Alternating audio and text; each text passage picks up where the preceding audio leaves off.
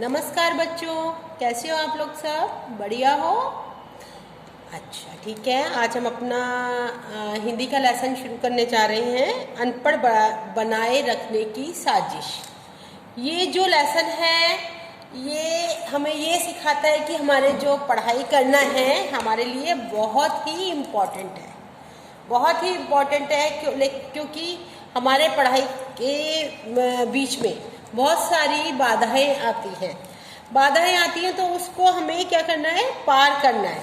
इसके लेखक है राजेंद्र यादव, जिनका जन्म 28 अगस्त 1929 को हुआ था। ठीक है। इन्होंने आगरा में अपनी शिक्षा प्राप्त करी और फिर उसके बाद वो दिल्ली में आकर के उन्होंने अपना स्थायी निवास बनाया। ये जो हैं एक संपादक थे एक उसके अखबार के। तो 1986 में 1986 में क्या हुआ कि जो है हमारी सरकार ने क्या किया कि एक कुछ ऐसा कानून बनाया या मतलब ऐसा बजट पेश किया जिसके अंदर कागज का जो मूल्य था वो तो बहुत बढ़ा दिया गया और जो अन्य साधन थे जैसे टीवी है या जो बड़े बड़े लोगों के यूज में आने वाली चीजें हैं उसके सबके दाम बहुत कम कर दिए और जो कागज का मूल्य था वो बहुत अधिक बढ़ा दिया, जिससे कि बच्चे जो हैं वो किताबें ना खरीद सके, कॉपियां ना खरीद सके, लोग हमारे जो देशवासी हैं वो पढ़ ना सके। ठीक है। अनपढ़ बनाए रखने की साजिश में मुख्य रूप से भारत के आम लोगों को साक्षर बनाने में आ रही बाधाओं का वर्णन किया गया है।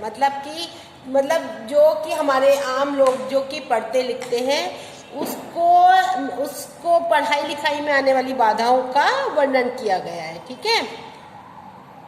और ये मैंने आपको बता ही दिया कि 1986 में आम बजट के कुछ प्रावधानों को आधार बनाकर लिखा गया इसमें कि कागज का जो मूल्य था या दाम था वो बढ़ाया गया, लेकिन पूंजीपति और अमीर लोगों के द्वारा इस्तेमाल करने वाली किसी भी वस्तु, ऐशो आराम की वस्तुओं के दाम की चीजों पर आयात में छूट कर दी गई। अब क्या हुआ? इससे क्या हुआ? जो गरीब लोग थे वो अपने बच्चों के लिए कॉपी किताबें नहीं खरीद पाते थे और जो हमारा बच्चों का ध्यान था वो कहाँ गया? ज़्यादा से ज़्यादा वो टीवी पर, दूरदर्शन पर या ऐसी उल्टी सीधी चीज़ों पर जो कि उनके किसी काम की भी नहीं थी, उस पर उनका चला गया। ठीक है। अच्छा, इसका जो लेसन है उसका उद्देश्य क्या था? कि यही था कि जो है सरकार ने मनोरंजन और उससे संबंधित वस्तुओं को समाज में उतारा। मतलब लोगों का ध्यान जो है ज़्यादा से ज़्यादा जो है पढ़ाई से हटा करके किस पर लगाया? दूरदर्शन पर लगाया। और क्या हुआ कि जो वैसी चीज़ें थी जो ऐसे खेल हैं या कुछ जो अमीर लोग ही यूज़ करते हैं उन चीज़ों का तो दाम बहुत कम कर दिए और जो पढ़ाई लिखाई के जो चीज़ें थी उनको बहुत महंगा कर दिया, जिससे क्या हुआ कि जो समाज के लोग थे वो विचलित हो गए, पथभ्रष्ट हो गए। और क्या हुआ कि मतलब जितने भी समाज के लोग थे वो अशिक्षित, मतलब शिक्षा ना लेने के लिए तैयार हो गए, मतलब वो शिक्षा में उनकी रुचि कम हो गई। अब क्या है? साक्षरता का महत्व क्या है? मतलब पढ़ाई लिखाई का महत्व क्या है? उसका महत्व ये है कि सरकार द्वारा कागज की कीमत बढ़ाए जाने पर क्या हुआ कि समाज में लोगों का ध्यान पढ़ाई से पीछे हो गया, हट गया कि भाई ये तो कागज किताबें तो बहुत महंगी हैं। अब क्या हुआ कि जो उद्योगपति थे और जो पूंजीपति थे जिनके पास पैसा बहुत था उनको तो कोई चिंता नहीं थी। हमारे समाज के महापुरुषों ने अच्छी पुस्तकों की रचना की और उन्हें जनता तक पहुंचाया। मतलब अभी तक हमारे जो समाज में जितने अच्छे अच्छे लोग हुए थे, रविन्द्रनाथ टैगोर थे, महात्मा गांधी थे, उन्होंने बहुत सुंदर सुंदर रचना की थी और जिससे कि वो चाहते थे कि हमारे भावी संतति जो है, आने वाले हमारे बच्चे अच्छा जो अच्छी किताबें पढ़े और अच्छे बने, उनके अंदर अच्छे गुण जागृत हों। लेकिन क्या हुआ, जब किताबें महंगी हो गई, कागज़ महंगा हो गया और लोगों का ध्यान खेल कूद, दूरदर्शन, टीवी और पिक्चर्स में ज़्यादा चला गया, तो क्या हुआ, हमारे जो बच्चे थे वो पढ़ाई से विचलित होने लगे। ठीक है। और उसके बाद क्या हुआ कि जो लेखक लिखते हैं उन्होंने उसको बड़ा लाइमलाइट में लेकर के आए कि ये सरकार ने जो है ये बहुत गलत काम किया है, उनको ऐसा नहीं करना चाहिए, बल्कि पढ़ाई लिखाई का जो वस्तु हैं, जो पढ़ाई लिखाई में काम आने वाली चीज़ें हैं, उनके दाम हमेशा कम करके रखने चाहिए। अच्छा, अब हम इनके जो हैं निम्नलिखित गद्यांशों की सप्रसंग व्याख्या करेंगे। दुनिया के सारे तानाशाहों ने सबसे पहले या तो पुस्तकालय जलाए या किताबों को कुचला। ये आपको पता ही है कि जितने भी तानाशाह हुए, उन्होंने क्या है, हमारी संस्कृति को ख़त्म करने की कोशिश की है। ठीक है। अब जैसे कि हमारे देश पे अन्य लोगों ने आकर के राज्य किया, तो उन्होंने क्या किया, हम सबसे पहले कि हमारी जो संस्कृति से जुड़ी हुई वस्तुएं थी उनको उन्होंने ख़त्म कर दिया और उनको नष्ट कर दिया।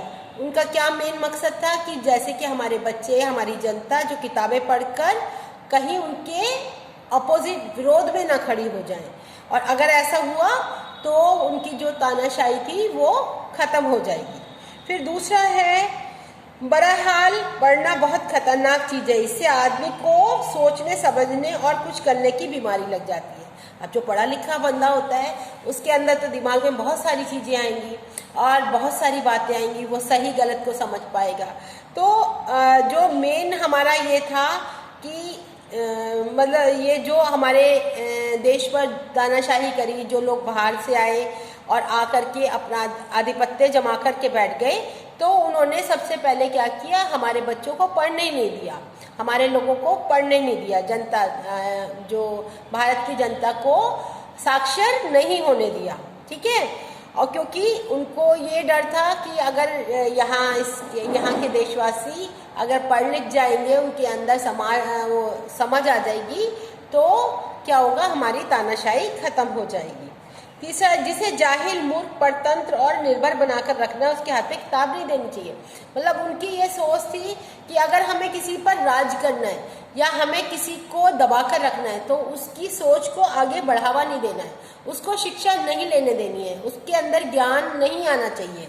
तो उन्होंने क्या किया कि कागज का मूल्य को बढ़ा दिया और बाकी सब चीज़ों को कम कर दिया, और जो हमारे बच्चे थे उनको पथभ्रष्ट कर दिया। मतलब उनको एक सही लाइन नहीं दी, उसको सही मार्ग नहीं दर्शाया, और क्या किया कि आम आदमी जाहिल, पराधीन और दूसरे पर क्या हुआ, निर्भर रहने लगे। जब पढ़ाई शिक्षा नहीं मिली तो वो बंधुआ मजदूर बनकर रहने लगे, या किसी के बीच से, मतलब किसी के माध्यम से किसी के घर पर काम करने लगे, क्योंकि उनके पास ऐसा साधन ही नहीं था कि हम पढ़ लिख करके कुछ आगे बढ़े या हम कुछ समझ करके आगे बढ़े। फिर उसके बाद है कि लगता है हम भी सांस्कृतिक वैज्ञानिकता की ओर बढ़े, नंगे भूखे अशिक्षित जड़, लेकिन दूरदर्शनों और कंप्यूटरों के सामने लाइन लगे हैं। क्या है कि उन्होंने कहा कि जैसे कि चाहे हम अनपढ़ बन रहे हैं, हमारे पास पढ़ाई के लिए कुछ साधन नहीं है, लेकिन हमारे घरों में सब में टीवी है, हम कार में बैठना चाहते हैं, और क्या उन्होंने कहा कि हम कंप्यूटर के आगे लाइन लगाना चाहते हैं। तो क्या है कि दूरदर्शन पर जैसे अजीब से, गंदे से, भद्दे, बेकार कार्यक्रमों का प्रसारण करते हैं, आता है तो सब बच्चे देखते हैं कि नहीं हम तो यही देखेंगे। ठीक है। और उन्होंने हमें क्या किया, पढ़ाई से विचलित करके टीवी के आगे, कंप्यूटर के आगे और कारों में बैठना सिखा दिया। ठीक है। उसके बाद जिन बहुराष्ट्रीय कंपनियों के आतंक और वर्चस्व को रोकने के लिए आवाज़ उठाई जा रही है, उन्हीं की गहरी पकड़ हमारी सारी आर्थिक राष्ट्रीय नीति को तय करी। अब क्या हुआ कि जैसे हमारे देश पर जो मल्टीनेशनल कंपनी है उनका पूरा अधिकार होता जा रहा है, हमारे बच्चे उनकी तरफ भाग रहे हैं। ठीक है। और हमारी जो सरकार है वो भी उनकी बातों को मानती है। वो क्या है कि जिन चीज़ों का मूल्य, मतलब पैसा जो है वो बजट पे कम कर दिया है, वो सब क्या होती है, वो बाहर से ही मंगवाई जाती हैं। जो मल्टीनेशनल कंपनी है वो वही उनको मंगवाती हैं। इस तरह बहुराष्ट्रीय कंपनी हमारे देश और हमें अपना गुलाम बनाना चाहती है। इस तरीके से जो मल्टीनेशनल कंपनी है वो हमें अपना गुलाम बनाना चाहती है। ठीक है, ये आपको इतना समझ गए। ये प्रसंग सहित व्याख्या करनी है। इसका प्रसंग बिल्कुल छोटा सा लिखना है। यह लेख या पाठ अनपढ़ बढ़ाए रखने की साजिश जिसके लेखक राजेंद्र यादव ने व्यक्त किया है। बस 2 लाइन का करना है। यह लेख पाठ अनपढ़ बनाए रखने की साजिश जिसके लेखक कौन है, राजेंद्र यादव ने व्यक्त किया है। ये आपके एग्जाम में आता है, इसलिए मैंने एक एक आपको कंप्लीट करके कराया है। और इसको बड़ा इजी सा ही है, कोई ऐसा मुश्किल नहीं है कि भाई हमारे देश से शिक्षा को ख़त्म करने के लिए ये साजिश रची गई कि हमारे बच्चे आगे ना बढ़ सकें, आगे पढ़ ना सकें, अपना इतिहास को ना जान सकें, अपने जो हमारे रचनाकारों ने रचनाएं करी हैं उनको ना पढ़ सकें, उसको बल्कि उनको दूसरे कामों में लगाने के लिए कि उनको टीवी में या कंप्यूटर में या मतलब ऐसी वैसी चीज़ों में जिससे कि उनका ध्यान पढ़ाई से अलग हो जाए।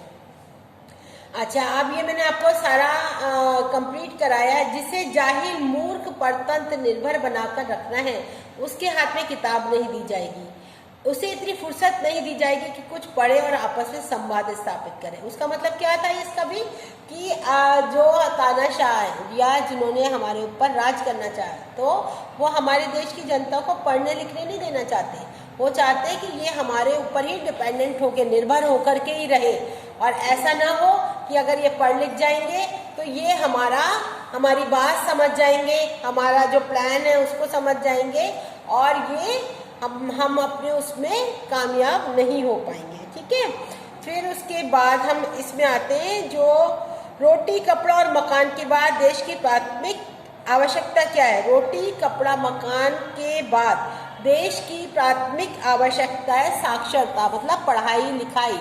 मतलब क्या है कि हर एक इंसान को, हर प्राणी को, हर देशवासी को अवश्य ही पढ़ना लिखना चाहिए। आज के इस आधुनिक सामंत देश को दूरदर्शन और अनेक बढ़ते हुए चैनल क्या संदेश दे रहे हैं। वो क्या कहते हैं कि जो भी टीवी पर प्रोग्राम आता है और जो जितने भी चैनल आते हैं, और वो क्या कहते हैं कि आप सब सुखी रहो, पढ़ो लिखो मत, बस टीवी देखते रहो। ठीक है, उसके बाद आज के माहौल में किसकी बात करना फालतू लगता है।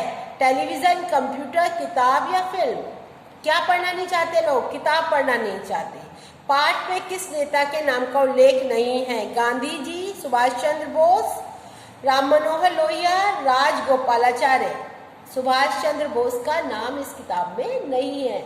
वर्तमान पत्रकारिता किनके हाथों में, किसके हाथों में है। बड़े बड़े उद्योगपति या जो बहुत बड़े बड़े बिजनेसमैन हैं वो अपने हिसाब से प्लान कराते हैं और हमारी सरकार भी उनकी ही बातें मानती है। ठीक है, अच्छा, जिनके आतंक और वर्चस्व को रोकने की आवाज़ उठाई जा रही है वे कौन सी हैं। मल्टीनेशनल कंपनी, बहुराष्ट्रीय कंपनियां, कि इनका जो आतंक है या इनका जो बोलबाला है वो हमारे देश में नहीं होना चाहिए। नहीं तो हमारे देश के जो बच्चे हैं या हमारी जो जनता है वो धीरे धीरे सिकुड़ती जाएगी, खत्म होते जाएंगे, उनका मेंटल लेवल नहीं बढ़ पाएगा, वो आगे शिक्षा की ओर जागृत नहीं हो पाएंगे। अब हम करेंगे सही शब्द लिखने हैं। संपादकीय किसी पत्र या पत्रिका का क्या होता है, दर्पण होता है, मतलब एक आईना होता है। जब कोई किताब लिख करके आती है या कोई लेख छपता है तो उसमें क्या दिखता है कि उसका पूरा जो दर्पण है, मतलब शीशा है, शीशे की तरह वो चमकता है, दिखता है सब कुछ पारदर्शी। संपादकीय से अखबार की नीति झलकती है। ठीक है, संपादकीय पृष्ठ पर प्राय खबरें नहीं छपती हैं। अखबार में प्रमुख समाचारों की जानकारी किस पे मिलती है, मुख्य जो पहला पेज होता है उसको देख करके मिल जाती है, मुख्य पृष्ठ पर। ठीक है, संपादकीय पृष्ठ समाचार पत्र का सबसे गंभीर और चिंतन प्रधान, मतलब उसको हमें ध्यान से पढ़ना चाहिए। संपादकीय जो खबर होती है तो उसको हमको हमेशा ध्यान से पढ़ना चाहिए। फिर उसके बाद अब सही गलत है, संपादकीय का विषय सामयिक होना आवश्यक नहीं है। गलत, जितना भी संपादकीय का विषय होता है वो समाज से ही मिला जुला होता है, समाज से ही लिया हुआ होता है। संपादकीय में पत्र की विचारधारा झलकनी चाहिए। सही, अनपढ़ बनाए रखने की साजिश का आधार कोई सामयिक घटना नहीं है। गलत, क्या कौन सी घटना थी कि 1986 में जो था जो कागज का मूल्य बहुत बढ़ा दिया गया था और जो जैसे टीवी है या जो बड़े बड़े लोग चीज़ें यूज़ करते हैं उसके दाम को कम कर दिया था। इससे क्या हुआ, जो गरीब परिवार के बच्चे थे या लोग थे वो शिक्षा नहीं ले पाए और शिक्षा नहीं ले पाए। इसके बाद है उपयुक्त विकल्प चुनकर निम्नलिखित कथनों को पूरा कीजिए। संपादकीय भाषा, संपादकीय की भाषा सरल और सुबोध होनी चाहिए। मतलब हर बंदा उसको पढ़ सके और समझ सके। संपादकीय में घटना या समस्या का विवेचन किया जाए। मतलब कौन सी ऐसी घटना हुई है जिसके कारण ये हमारा समाचार बना है। अनपढ़ बनाए रखने की साजिश किसकी है, विवेचन की दृष्टि से संपादकीय में गिना जा सकता है। अच्छा, प्रस्तुत संपादकीय में क्या किया था उन्होंने, पूंजीवाद के इरादों का पर्दाफाश किया था। संपादकीय की शैली क्या होती है, मर्यादित होनी चाहिए। ये नहीं कुछ भी लिख दे उसमें, लेकिन अच्छे और साफ स्पष्ट शब्दों में हमें जो है वो लेख लिखना चाहिए। ठीक है, फिर उसके बाद इसके बाद हम चलते हैं। अब मैंने आपको ये सारा कंप्लीट करा दिया, साक्षरता का महत्व भी आपको बता दिया मैंने, और गद्यांशों की सप्रसंग व्याख्या भी हमने सारी कर ली। अब इसके बाद हम इस पर आते हैं, पुस्तकों की अपेक्षा में लेखक द्वारा बताए गए 3 कारणों का उदाहरण सहित विवेचन कीजिए। उसमें क्या है, सरकार ने क्या किया था, कीमत तो बढ़ा दी थी जिससे कि जो गरीब बच्चे हैं, गरीब विद्यार्थी हैं, कॉपी किताब खरीदने से वंचित रह सके। और दूसरा क्या था कि टीवी पर उन्होंने बहुत घटिया सा मनोरंजन के प्रोग्राम दिखाने शुरू कर दिए जिससे कि जो बच्चे हैं या बड़े हैं उनका ध्यान जो है किताबों से हट करके टीवी और अलग जो दूसरी गतिविधियां थी उनमें लगने लगा। ठीक है, फिर उसके बाद देश के उद्योगपति द्वारा पत्रकारिता एवं किताबों को सरकारी माध्यम से जोड़ करके 2 गुना पैसा कमाती थी। अच्छा, ये मैंने आपको सारा कंप्लीट करा दिया है। अब ये क्वेश्चन है इक पन, इसे 2-2 शब्द बनाने। ये प्रत्यय है, ता प्रत्यय से निर्मित 5 शब्द मुख्य रूप से आए हैं। निम्नलिखित प्रत्ययों के 2-2 उदाहरण देने हैं। जैसे ई है संपादकीय भारतीय, ई सभी महंगी, फिर आई कार्रवाई अपनाई, इक सामूहिक आवधिक, पन तीखापन और अपनापन। ठीक है, अच्छा, शब्द निर्माण की दूसरी प्रक्रिया समास के द्वारा शब्दों को मिलाकर एक पद बना देना। मशीन के समान मानव सब में व्यापक है जो मशीन, मानव सब में व्यापक है जो सर्वव्यापक। मतलब बड़े सेंटेंस को सिर्फ एक शब्द में लिखना है आपको। मानव की सभ्यता, मानव सभ्यता। डाक के लिए खर्च, डाक खर्च। सोच और विचार, सोच विचार।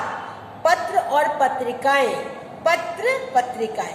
तो ये आपको ये जो है ये बहुत इम्पॉर्टेंट होते हैं, इनको आपको अच्छे से कॉपी के अंदर करना बहुत जरूरी है। अगर आप इसको अच्छे से करोगे ये 1-1 नंबर का क्वेश्चन आता है और पूरे मार्क्स मिलते हैं। अच्छा, जैसे उपयुक्त 3 प्रकारों के 3-3 उदाहरण दीजिए। शक्ति के जैसे, यथाशक्ति, जिसके पास सब कुछ हो, सर्वशक्तिमान। राजा के अनुसार, यथा राजा। करोड़ों के पति, करोड़पति। घट में वास, घटवासी।